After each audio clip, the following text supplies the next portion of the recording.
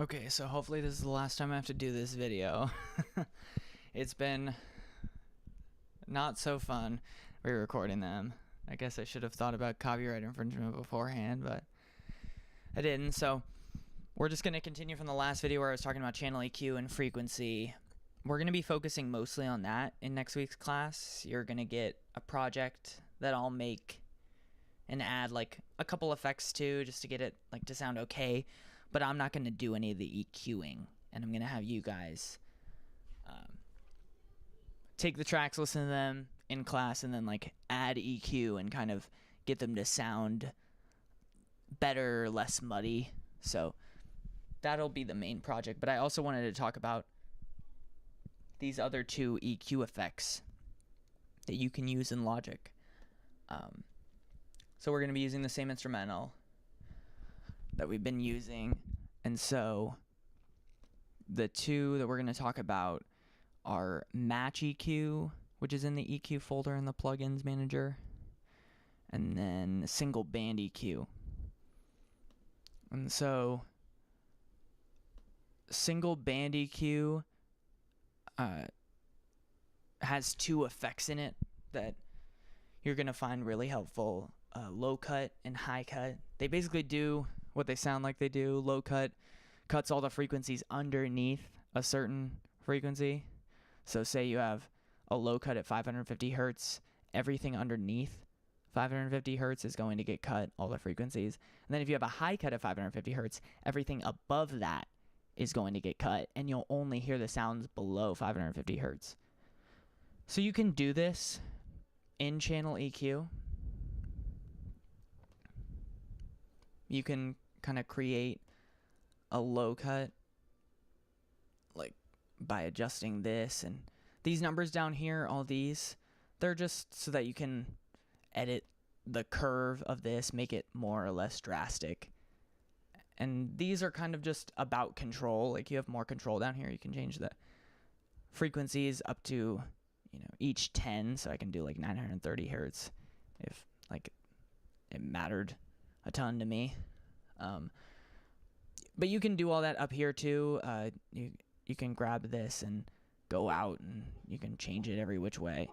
So you don't really need to focus on the numbers down here. So don't get confused like trying to figure out the numbers and getting confused by them. Like if you don't want to mess with the numbers down here, don't. Just grab it up here and edit it with your mouse. So anyway, low cut,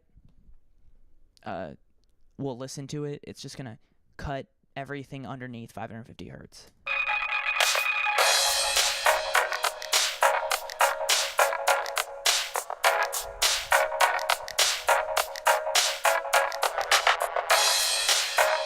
So all you could really hear was like the top of the synth and then most of the higher drums. So like the top of the snare, the hi-hats, stuff like that.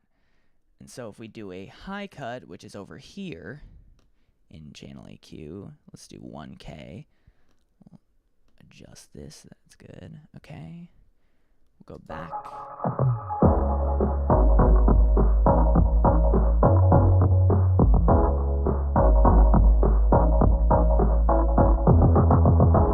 Now you can only really hear the bass and like the lower end of the synth as well as the kick. So you can do that in channel EQ, but it's a lot easier to do it in single band EQ, and you have more power, more control over it. So if you want to do a low cut in single band EQ, you just have the low cut mode turned on, and then you just pick the frequency that you want to cut it at. So if we want to do a low cut at 550, we just select that.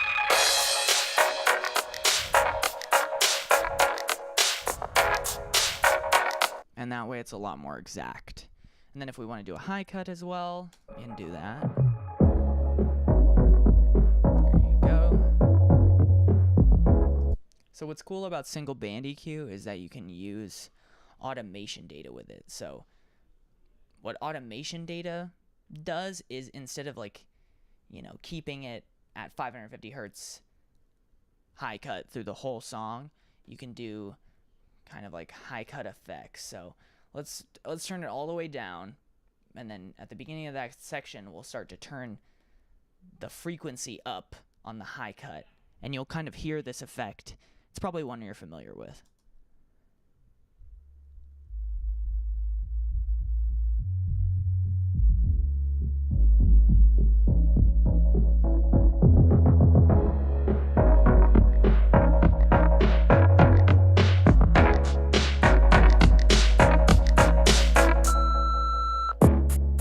So basically, you're starting with only the lowest frequencies being heard, but as you turn up the frequency, you get higher and higher frequencies, and the volume grows in response, because the more frequencies you have, the more sound can come out of your track. So this is an effect that's pretty common in pop music and hip hop. You can find it in like the bridge of Katy Perry's Teenage Dream, if you're looking for just a pretty typical example. It's an easy effect to do, and it adds drama. I wouldn't depend on this in every single song you make. That's the thing with Logic. You have to know your way around the program so that you can sorry, that was my dad. So that you can use the different tools at your disposal to kind of create your own sound and not repeat the same thing over and over again. I'm about to show you, like, Drake uses, or at least used to use, a lot of high cut in his songs to create drama, to give his vocals kind of a pedestal to stand on. But after a while, people become tired of a producer or an artist using the same effect over and over again. So now Drake songs don't usually use a ton of high cut.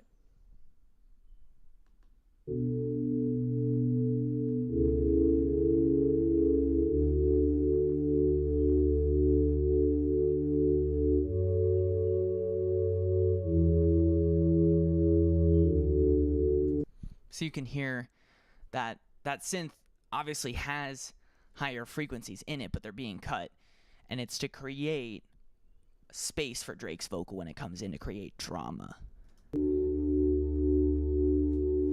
When a good thing goes bad, it's not the end of the world, it's just the end of a world that you have with one girl. Super cool effect on Take Care. It's really powerful. This is a pretty emotive album, so the high cut helped create that kind of mood. Later on a song like Jungle, high cut's used in the intro, but for a different reason.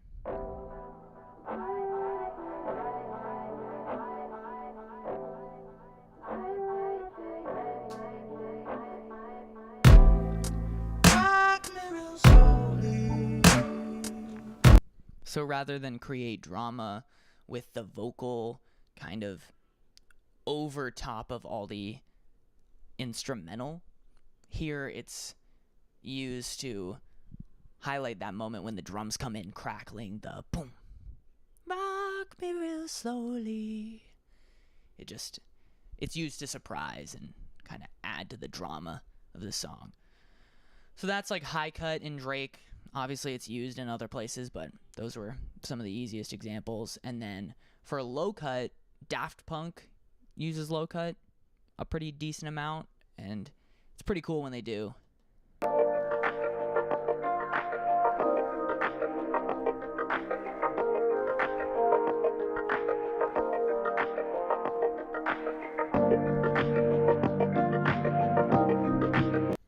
And I Feel It Coming, you can start to hear the bass coming in as the intro goes on, and then when the verse comes in, it kind of does the opposite thing that Doing It Wrong does. It's like it builds up, and then when the vocal comes in, everything else comes in around it. It's a cool showcase.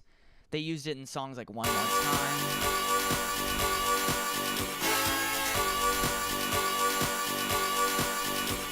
And Harder, Better, Faster, Stronger.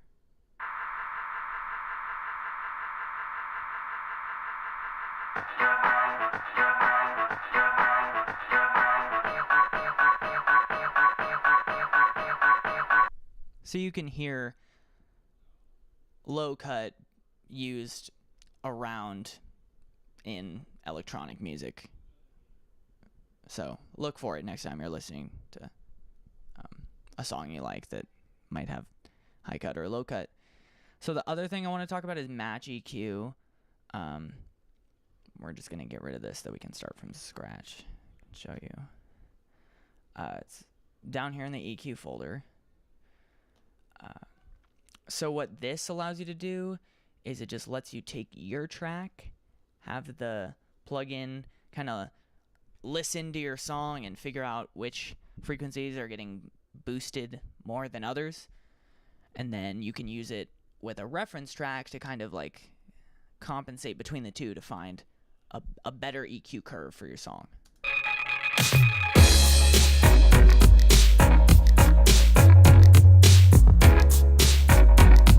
So that's long enough for the plugin.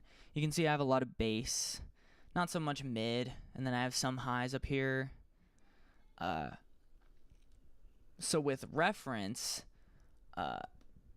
those of you who did the camp with me over the summer are probably familiar with my reference tracks folder, but this is when I use it a lot with Match EQ just to have good songs that I like as references for EQ so that my song can sound a bit more like it. So I'm going to use Midnight City, an electronic song, because this is kind of more an electronic sound.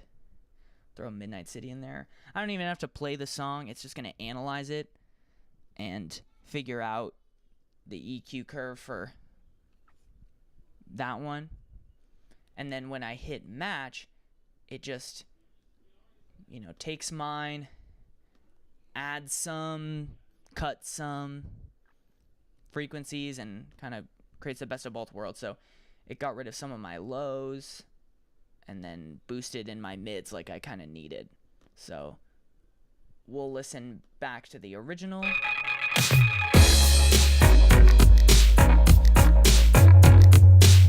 And then the new curve that we have. We'll adjust it a little bit. There we go.